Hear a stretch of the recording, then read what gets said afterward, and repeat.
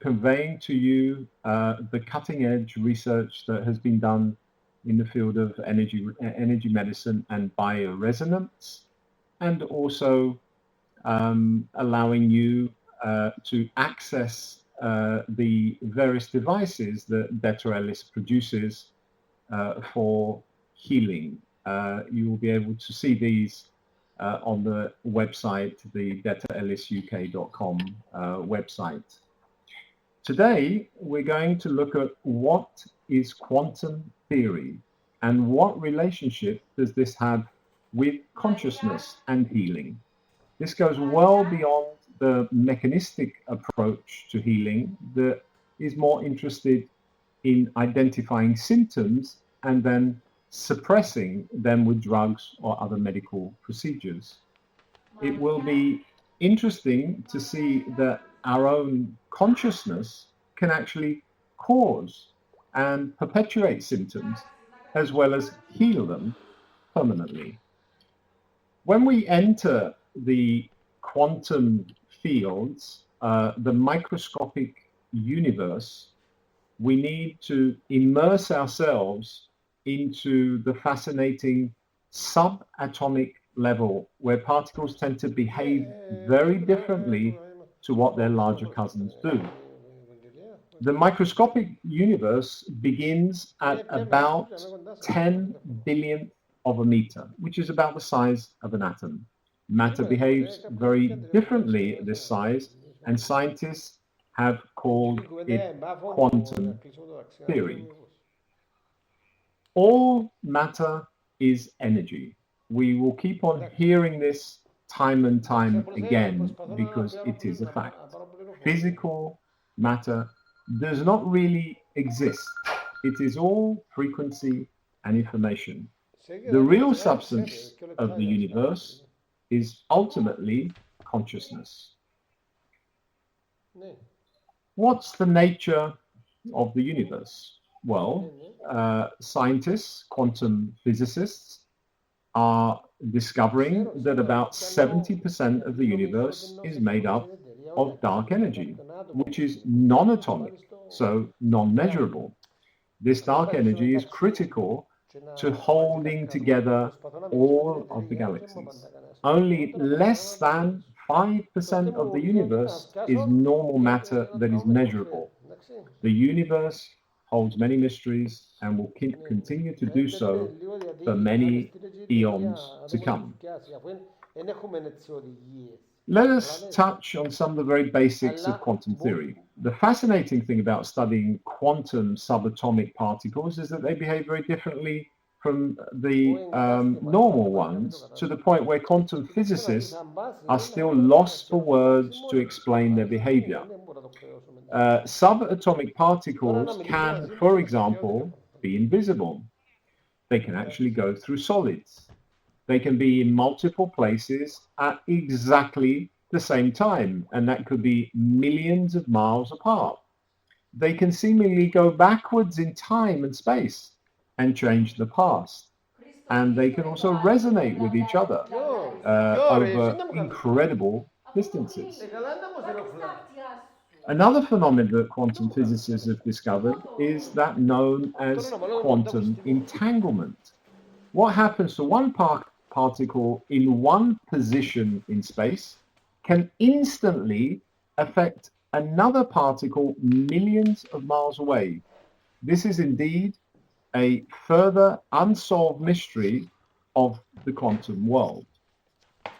The two particles become entangled so that the behavior of one immediately affects the behavior of the other in zero time and space, even though they may be thousands of miles apart. This suggests that information travels instantaneously, faster than the speed of light, from one particle to another. This obviously has implications for our lives, as our consciousness can influence these particles. Example, praying for someone at the other end of the world, spontaneous remission from chronic diseases, miracles in inverted commas, and other divine events. Quantum entanglement may one day help people communicate instantly over vast distances. It will also help scientists to build new quantum computers. One of the very first and most famous of all experiments that had quantum physicists baffled is called the double slit experiment. It was conducted more than a century ago and was one of the first experiments to bring to light the quantum entanglement phenomena. Scientists shone light that passed through two slits with a screen behind it. It basically showed how one object can be in two places at the same time. Under normal circumstances, the electrons would go through each slit, forming predictable patterns on the board behind the slits, like you can see in the diagram here. Imagine that we are throwing baseballs, for example, through these two slits. Those baseballs will travel in a straight line and will hit the board on the back in a fairly predictable pattern.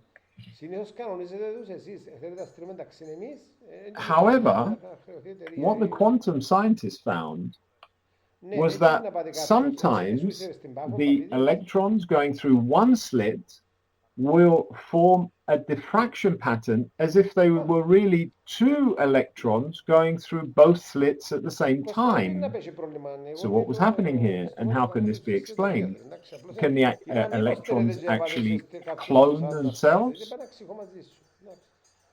The probable answer is that the electron can be in two places at the same time. This is the quantum phenomena. What is happening and how it is happening is still a matter of debate. We can say that everything is non-locally connected. All things in nature are interconnected in a very fundamental way beyond time and space. The exchange of information between any two objects occurs instantaneously, no matter their space-time separation, and their interconnections cannot be shielded or attenuated. This really intrigued the quantum physicists. So they began observing, watching the behavior of the electrons in order to answer the question, how can one particle go through both slits at the same time? The results really astonished and surprised even the top quantum physicists in the world. What they found was that when they began actually observing or watching the particles, they behaved like particles should, forming predictable patterns on the screen, as you can see in the diagram, just like the baseball example. However, when scientists were not watching the electrons, they behaved not like particles, but like waves, forming interference patterns on the screen. This is really very strange. So the behavior of the observer was now adding an important variable that was affecting the behavior of the subatomic particles. It seems that the observer plays a large role in the results of the experiment. The actual observer is a variable that science does not often take into account, as it was not considered an important factor to date. So, just to summarize again, as this is an important aspect of quantum theory, when the scientists were observing or watching the particles, they behaved as particles should do. However, when they were not observing the subatomic particles, they behaved like a wave, forming diffraction patterns, but not both at the same time. It's as if we can change the behavior of subatomic or quantum particles based on whether our attention is focused on the phenomena or not. This is amazing, as learning to focus our attention to the quantum particles all around us can result in a completely different outcome. Scientists call this the quantum enigma. When this particle is not interacting with anything or anyone, then it becomes a wave and has no energy mass. It has lost its matter. It does not have a position in space and cannot be an empirical thing anymore. It has made a transition to a non-material part of the world, participatory, or the role of intention in conscious matter has demonstrable effects in quantum phenomena. It is as if the quantum matter is there waiting for us to give it our attention and ask of it what we want. But it must be done from the depths of our heart. It is the heart that really resonates and communicates with this quantum matter. How does observation actually change the nature and behavior of what is being observed? We don't know, is the answer. This is the mystery of quantum mechanics. If you want to learn more about consciousness, look up Dr. Deepak Chopra and listen to what he has to say. He's probably one of the world's leading experts in consciousness. There is a part of the world we cannot see. It does not consist of things, but of forms that are non-material.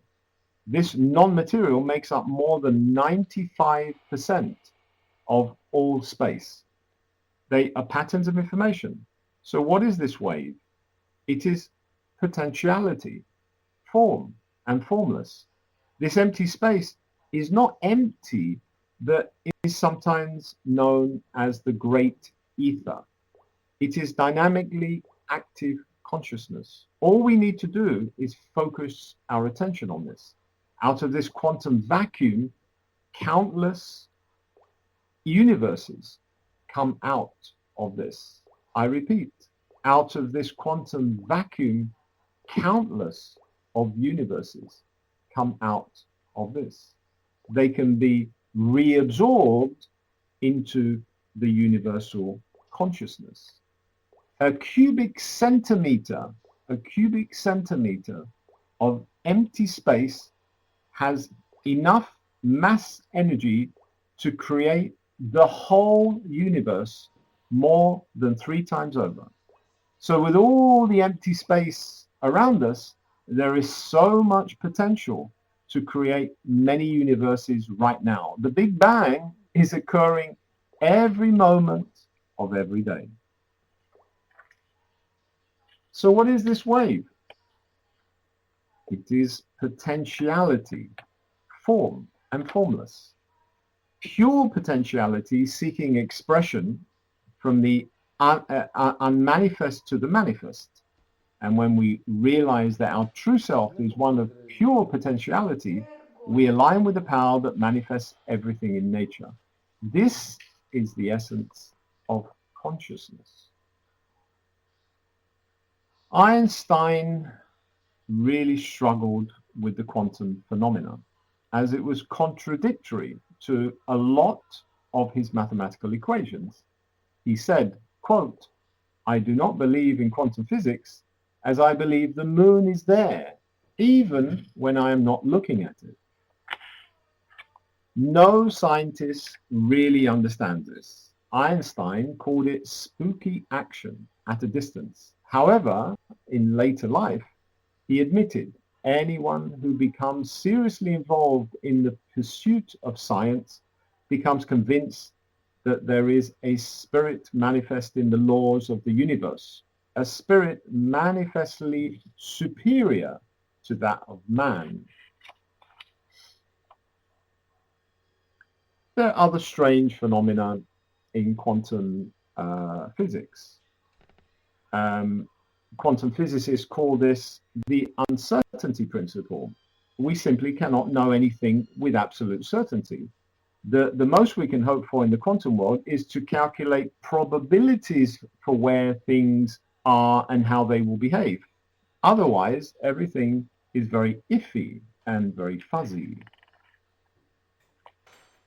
Another interesting but strange phenomenon observed with subatomic particles is that when scientists try to box in a particle, it will find the energy and the speed to break out. So scientists can never study it.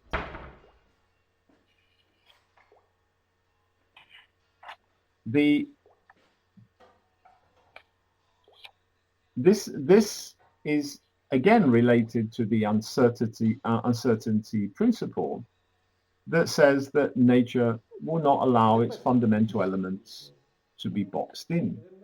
It's as if every time we observe, nature kicks back, doesn't want us to study all this. Another fascinating observation is known as quantum tunneling. In the subatomic world, electrons and small particles may randomly go through a wall without bouncing back as one would expect from a particle hitting a wall. So this is strange again because it's not obeying the classical laws of physics when you go down to the subatomic particle level, the quantum level. So how can this be possible? Maybe the subatomic particle is borrowing energy from the future to go through the barrier, and then it pays it back when it gets to the other side. Sounds strange. Certainly, the field of quantum mechanics is mind-boggling, to say the least, and it has baffled some of the top minds in the world today. So how crazy is that? The electron already is on the other side of the wall. Is space travel into the future a reality that is on our doorstep? The question is, what relevance does all this quantum theory have to us in our everyday world? Can quantum phenomena be achieved in our everyday world? If particles can be at two places at the same time, then we are also made of these tiny particles. So, can I be in two places at the same time? There are definitely reports from people seeing spiritual sages and abbots in two places at the same time. So it looks like they must have mastered the element of communication with this quantum world. Scientists call this the many worlds interpretation of quantum physics, explaining the unexplainable and achieving the unachievable. It appears that the universe is based on quantum principles, from the microscale of subatomic particles to the largest objects in the cosmos and everything in between. All matter displays the quantum characteristics of entanglement, coherence, correlation, and resonance. One explanation given by creative physicists is that anytime we need to act on two choices, we actually do both in two versions of the same reality. Let me just repeat that.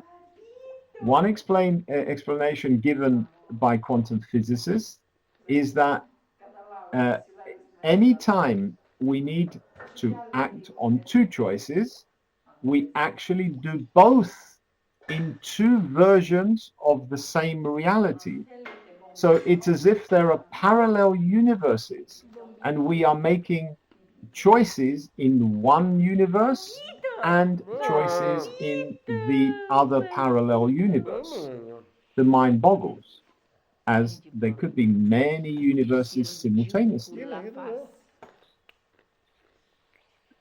So quantum time and space can actually reverse events that have already happened, or at least prevent them from happening. It is indeed absolutely mind-boggling.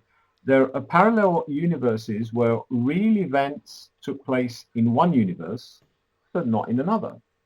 Modern quantum theory has opened the door to a profoundly new vision of the cosmos, where the observer, the observed, and the act of observation are fundamental and interlocked.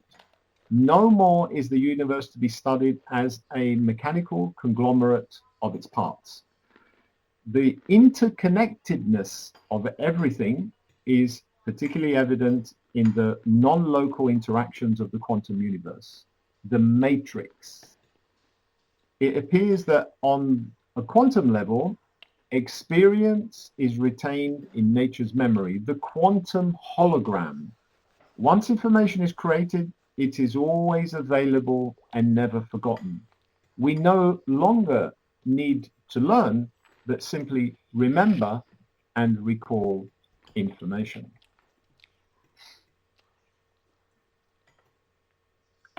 Another way of understanding the quantum phenomenon, every time you observe something in quantum space, you become two different copies of yourself.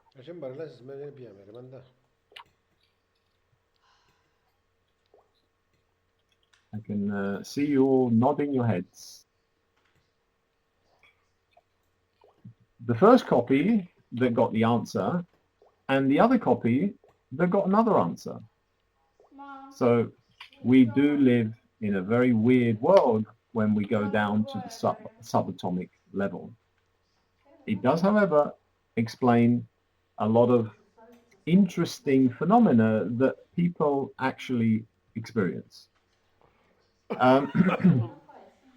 Quantum theory has reached a point where the source of all matter and energy is a vacuum called dark energy. This makes up about 95% of the universe.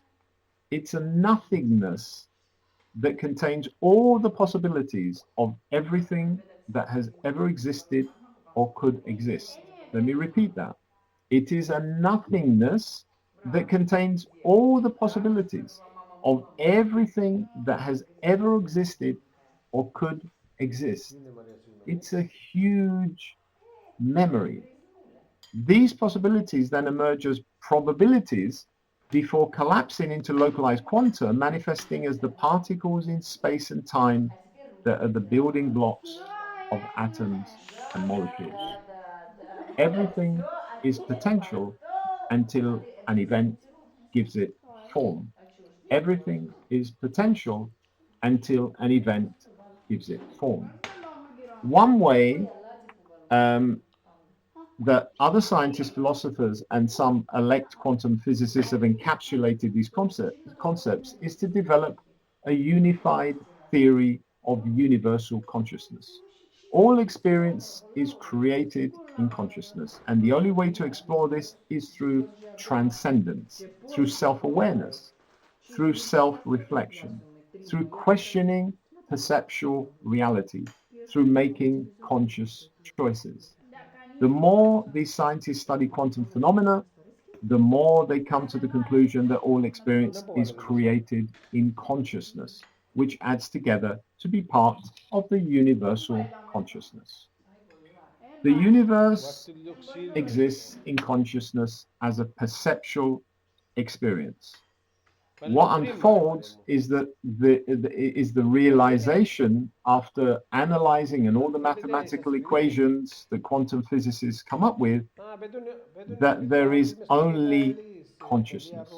You can't even say consciousness and its contents, because the contents of consciousness are actually patterns of behavior of consciousness itself. Therefore, the universe exists in consciousness as a perceptual experience. The body exists in consciousness as a perceptual experience. The mind exists in consciousness as a mental experience.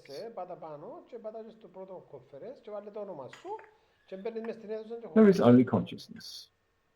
If you were religious, you would say there is only God.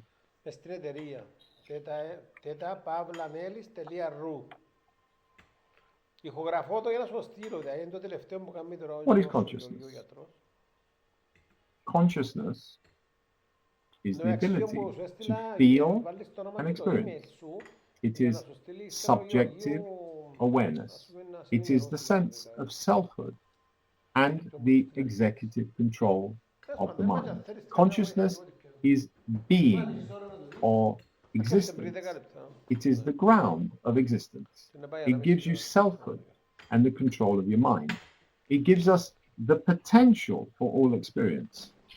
For pure consciousness is non-symbolic. The only way to have a direct experience of consciousness is through self-awareness. The only way that consciousness can be known is through consciousness. Existence and awareness of existence are inseparable. Every act of perception is a mere snapshot. The world is only a mirror of what we perceive, our consciousness. Often, consciousness and spirituality are interlinked. So, what is spirituality? Spirituality is the progressive journey into self-awareness. Spiritual discipline is the only valid way of experiencing consciousness directly. So what are the elements of spirituality? Some call it a true religious experience. The first element is transcendence.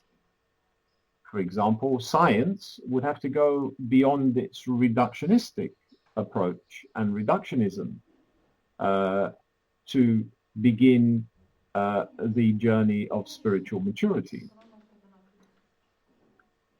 A second element of spirituality would be the Platonic values that emerge from this experience, i.e., truth, goodness, evolution, interconnectedness, love, compassion, joy, empathy. As you see, this amazing display of inseparability. These are inseparable from each other.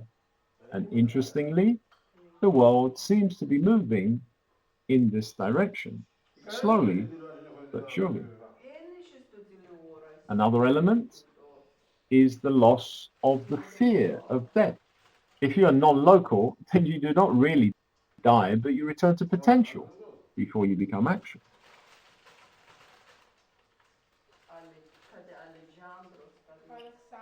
Mind-boggling. Another element of spirituality is humility. It's variously seen as the act or posture of lowering oneself in relation to others, or conversely, having a clear perspective and respect for one's place in context.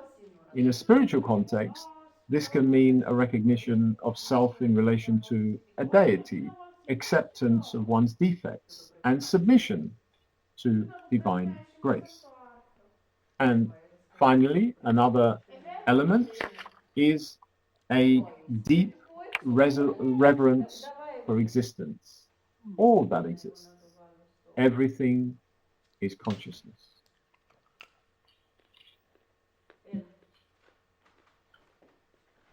As one of our main interests in these broadcasts is to look at health, and particularly holistic health, then we can't help by interlinking what we've already been talking about, quantum theory and consciousness, with health.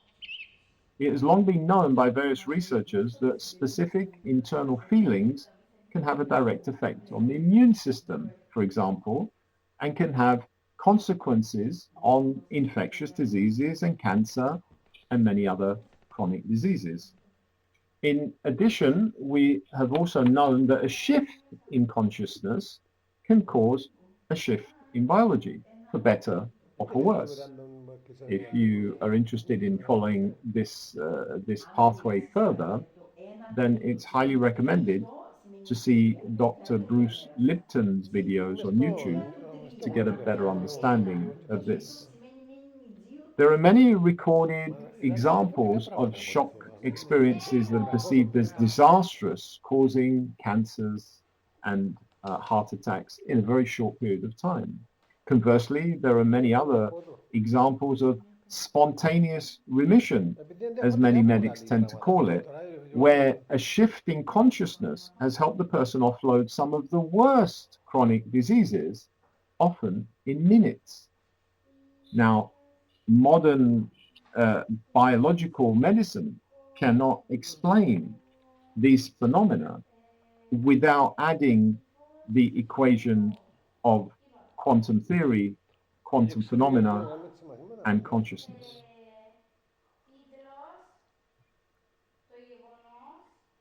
Moreover, there is a lot of scientific research that has demonstrated that stress can cause physiological chaos by stimulating the secretion of neuropeptides in the brain that can adversely change your physiology, causing disease over time. There have been some interesting experiments that we will look at.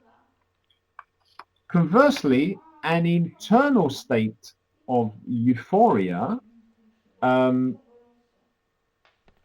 an internal state of euphoria can secrete serotonin and oxytocin. These are neurotransmitter substances that are actual immune modulators. They help to boost the immune system and they help us to combat disease.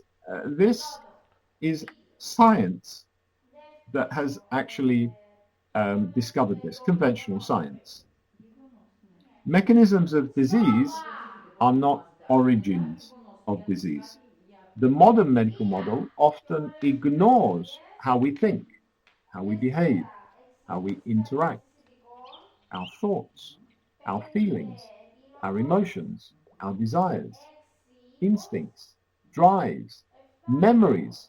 These are all part of the human biological mechanism, and they intimately interact with all the trillions of cells in our bodies. A holistic view of health inevitably has to pay attention to consciousness. We all have painful memories, painful experiences in life that cause uh, very painful memories and pain in general.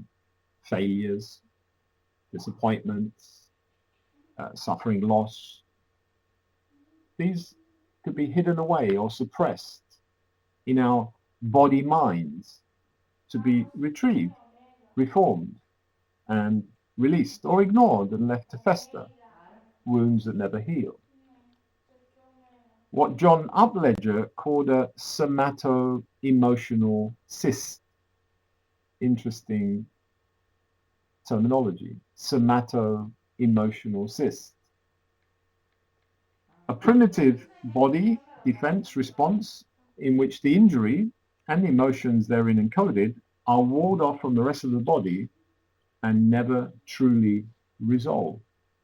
And how many people with chronic diseases have somato-emotional cysts that are never addressed by the conventional medical fraternity? It's amazing to think of our glands, organs, tissues, and cells as storage places for emotion and memory. Yet this was given explanation through the scientific research of Dr. Candice Hurt, a neuropharmacologist who worked at the NIH and Georgetown University Medical Center. She famously stated that your body is your subconscious mind. Your body is your subconscious mind. Our physical body can be changed by emotions we experience. This is what she meant. So every thought, every emotion, feeling, desire, every intention, every idea has its own molecule, which is called a neuropeptide. These are the molecules that brain cells communicate with each other, but they're not only present in the brain, they're also present in immune cells too. So extended grief, for example, in psychosomatic medicine, we know very well can lead to cancers. It's as if we have grieving immune cells. That grief or the energy of grief tends to be entrapped in the neuropeptides of the immune system. There's So immune cells also make neuropeptides. It's a thinking system. Our bodies are fields of ideas, notions, and concepts. Other organs have them too: the brain, the stomach, the skin, etc. By acknowledging emotions, they are expressed. In being expressed, emotions can be released. Even old emotions stored in body memory. Allowing my emotions to surface into awareness and to be able to name my emotions is the beginning of emotional exploration. I'm moving forward, trying to find my position within the family, within the community, and in life. So it's important not to allow these the energy of these emotions to be entrapped in the neuropeptides. It's important to find ways of releasing. And there are many healing modalities and frequencies that can actually do this. All patterns of emotions are also stored in the ganglion of the spinal cord and in other parts of the autonomic nervous system. Interestingly, many people that have neurological problems, you would probably find, if we had the means of measuring these energies of various emotions and life traumas trapped in the nervous system, causing the nervous system to imbalance and dysfunction. There are many therapies that can help to release these trapped emotions and trigger healing chemicals to be released in our bodies. Uh, some of some of these would include psychotherapy. Psychotherapy can be the difference between dying of a chronic disease or being released of the chronic disease once you release the energy of the trapped Man emotions Kalimi de in Prebenabres. the neuropeptides. Man Kalimi de Meditation. Prebenabres. Meditation is a very good way Oh, of quietening the mind, MACHDD. de-stressing, focusing, focusing our attention, disciplining ourselves. Shamanic work. Man Kalimi de Prebenabres. The nature people, like shamans, Oh, they Alex. they have um, an intuitive, instinctive feel for the world. They understand a lot of the dynamics Da, that occur di bado. in family Yes, I'm accept. systems, in Victor. societal systems, in relationships between people, including their ancestors or our ancestors that may have passed to the other side, but still are part of the family energetically.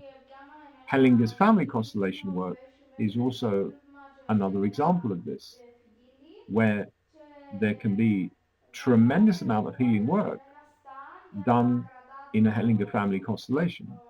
I'm actually a Hellinger family constellation facilitator, and I have seen incredible healing work in 1 hour Can depend on mobile of video. a family constellation that I would not have been able to achieve even in 6 months to a year of psychotherapy as a clinical psychologist. Um, Prayer. How many times have people prayed for others and there have been miracles in inverted commas? This is all part of the quantum healing phenomena. We said that quantum healing takes place in zero time and space, and it's non-local. Belief in a higher power. How many people stay alive from believing in a higher power. It's another way of achieving some of the spiritual elements, such as humility, understanding that yes, we do have internal powers, but there is another higher power that maybe is the is I don't want to use the word controlling, but is putting everything in its place. So it goes beyond randomness.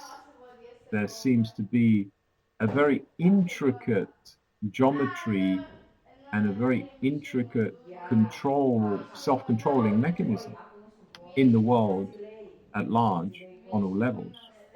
Massage.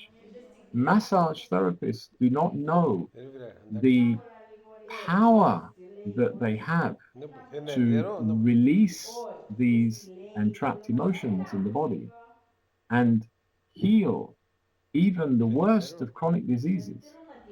When a good massage therapist who's in tune with energies can help trigger and release the entrapped energies in a body, in a human being, then a tremendous amount of healing work can occur at that moment in time. The same with various types of body work, but there's also frequencies because these energies, these emotions are nothing more than frequencies. They are energies. So if we can find the resonant frequencies with these negative entrapped emotions, then it is another way of releasing them. And Detralis has a series of bioresonance devices that do have frequencies for various psycho-emotional states.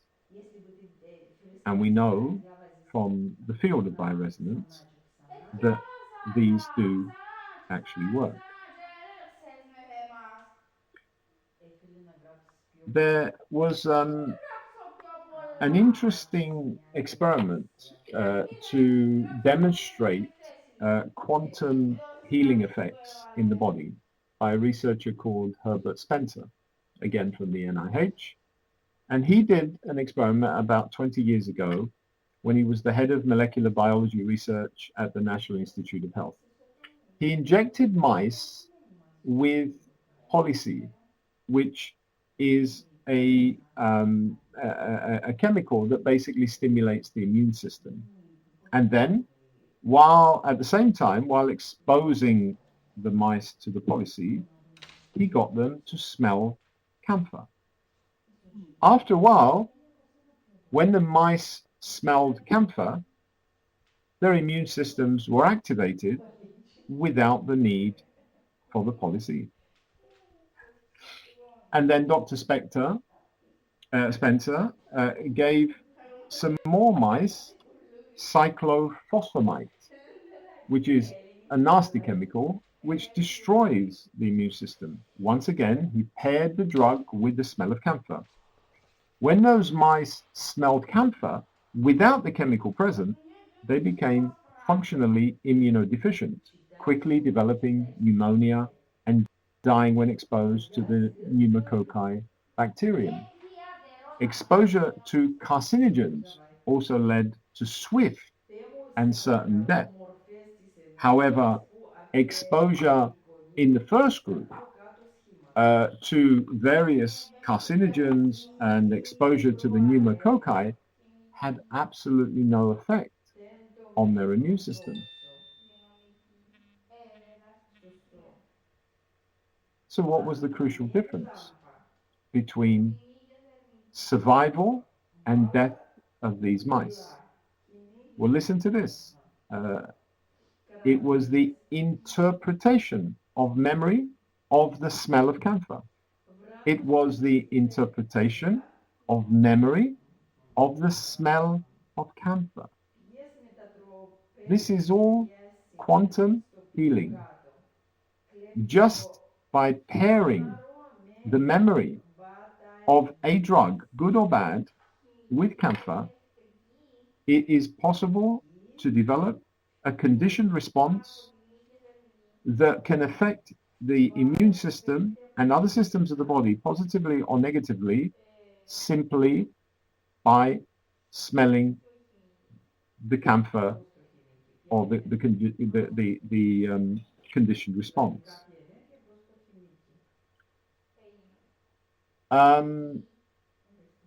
Another powerful example that most doctors have personally witnessed in hospital settings, and any doctors listening tonight will relate to this. If a patient believes that they are going to die, this is known as cognitive fusion. Then, if they carry this belief and cannot diffuse from it, then this will overcome whatever treatment is given them, however powerful the treatment may be. This is especially true in hospitalized patients because being in a hospital can be a very frightening experience for many patients. So they automatically go into an altered state of consciousness that dramatically interferes with executive function, resulting in extreme cognitive fusion. Unfortunately, the various drugs given to hospitalized patients compound the problem of the trance. Similarly, when patients are told by their oncologists, for example, or their doctors, that they have 3 to 6 months to live because they may have been diagnosed with cancer or some other chronic disease, most comply and die within that period. It becomes a self-fulfilling prophecy that most doctors and oncologists should definitely be aware of. The power of those words cannot be overestimated. I've personally witnessed this a number of times from patients that I have seen.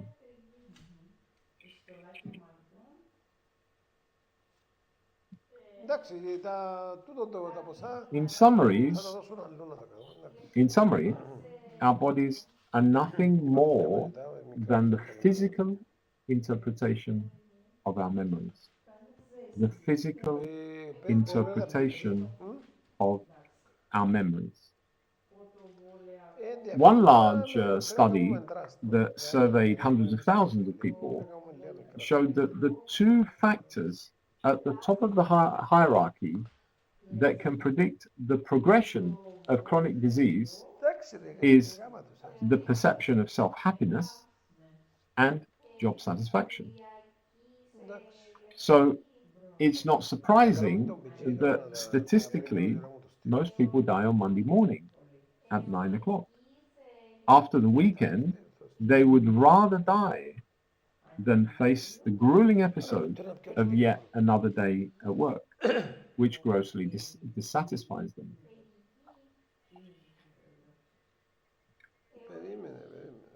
Most scientists generally believe that things are all random. Just flicking a coin every time, the universe does not work like this. The mystery is, if everything is so random, then how is everything so infinitely tuned? There's a lot of work in this field to suggest that there is a complex or complex self-organizing systems where A controls B, that it always comes back to control A. A gene, for example, will produce a protein, but that protein will always come back to control the gene. We can say that it is self-organized, purposive, recurrent, sentient, differentiating with precision, complementarity. All are part of the evolutionary consciousness. Information gives rise to form in a very fundamental level.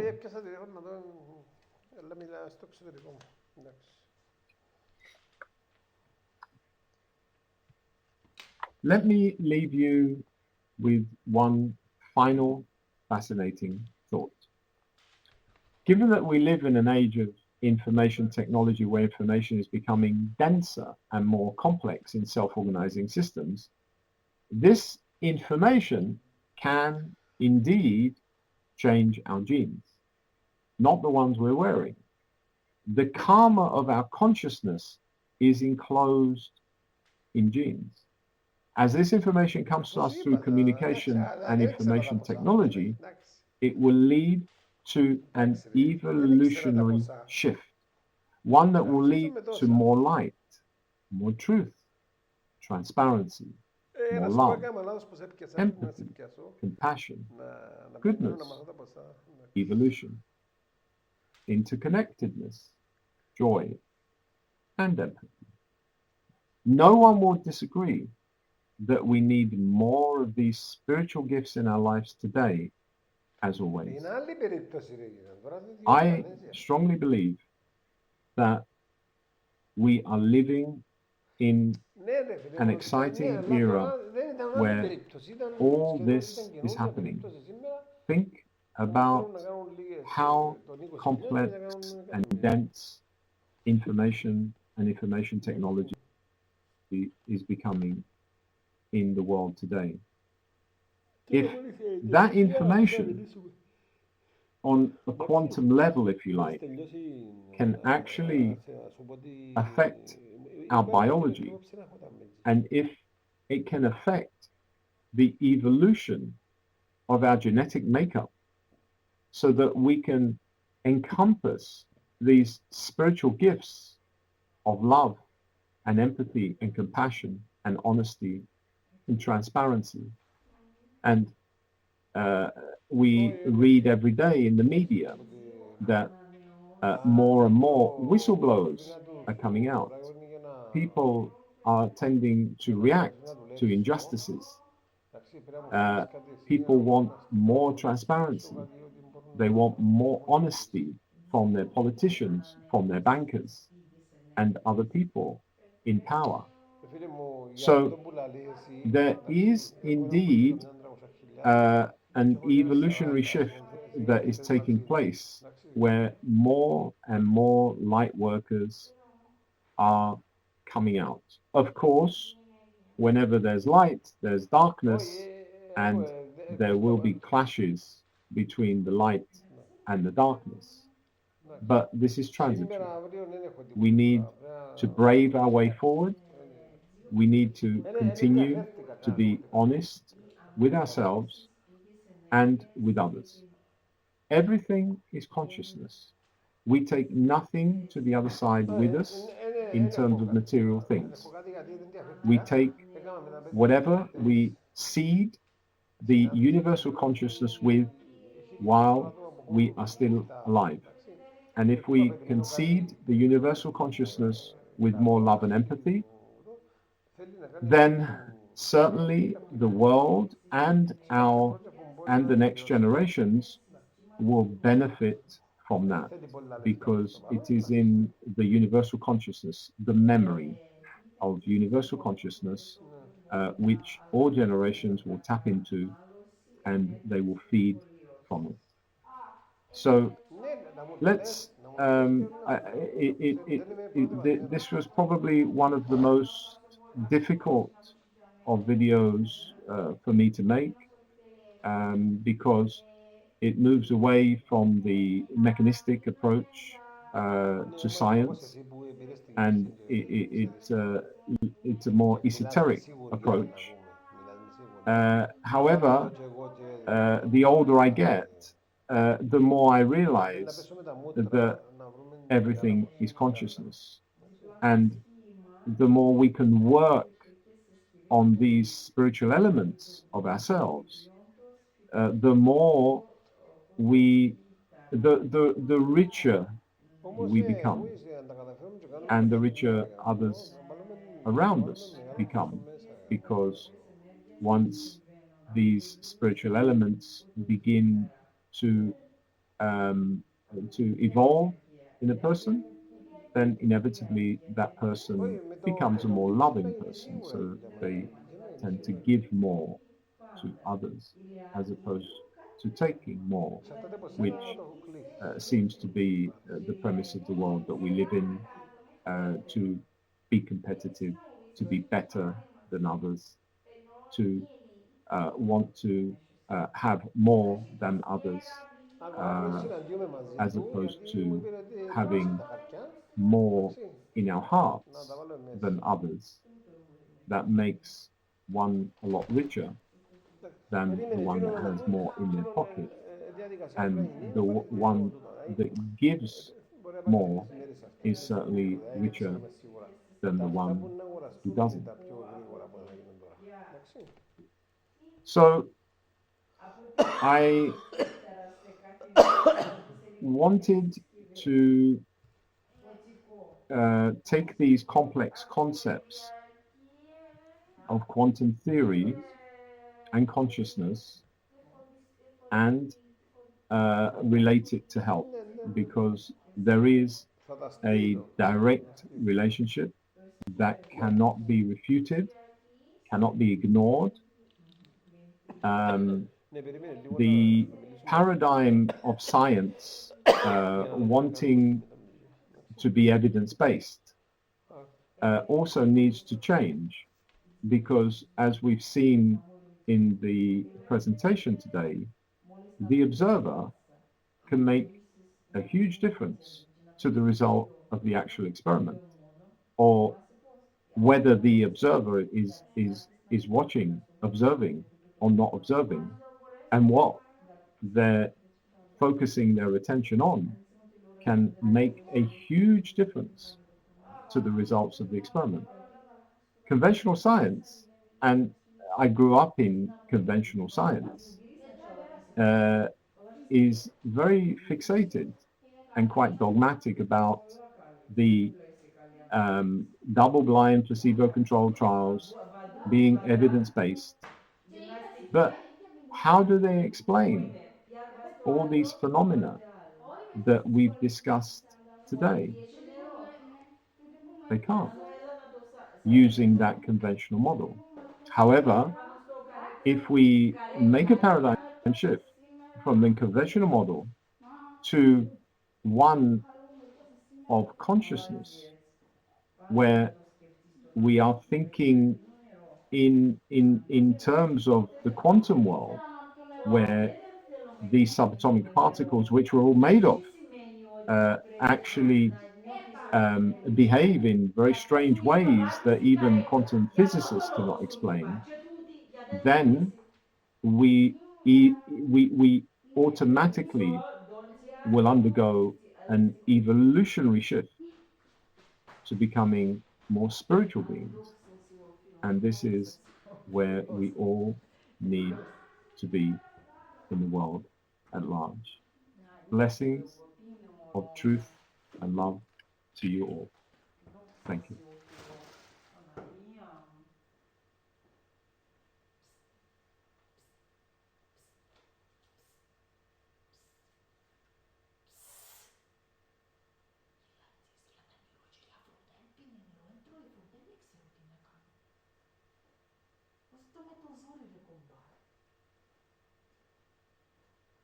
Τίποτα. Ούτε φρούτα, εν έπλαινες φλάουλας, εν τρώω. Τίποτα, δεν ξέρω τι να κάνω. Κόψε φρούτο σαλάτι στο κάτω-κάτω. Δεν ξέρω τι να κάνω. Δεν τρώω φρούτα.